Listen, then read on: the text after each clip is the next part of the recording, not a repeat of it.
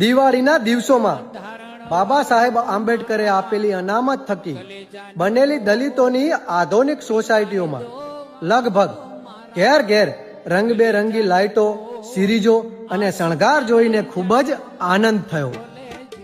સાથે દુઃખ પણ થયું અને વિચાર આવ્યો કે શું 14 એપ્રિલના દિવસે આ બધી લાઇટો બગડી જતી હશે, કે પછી લાઇટ બિલ વધારે આવતું હશે, કે પછી કોઈ ડરાવતું હશે.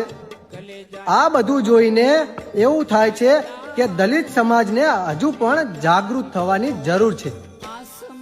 જે પણ દલિત સમાજના લોકો મનુવાદના રંગે રંગાયેલા છે તેમને અહેસાસ કરાવવો પડશે કે તે કોણ છે, તેમના પૂર્વજ કોણ છે અને તેમના શરીરમાં કોનું લોહી વહે છે.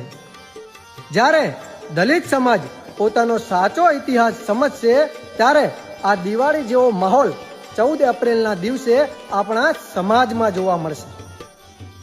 સમજદાર છો, શિક્ષિત છો તો સમાજની વચ્ચે જઈ બાબા સાહેબ આંબેડકરના સાચા ઇતિહાસની વાત મૂકો અને સમાજના લોકોને જાગૃત કરો. જય ભીમ. દલિતોના હૈડામાં હરખ નમા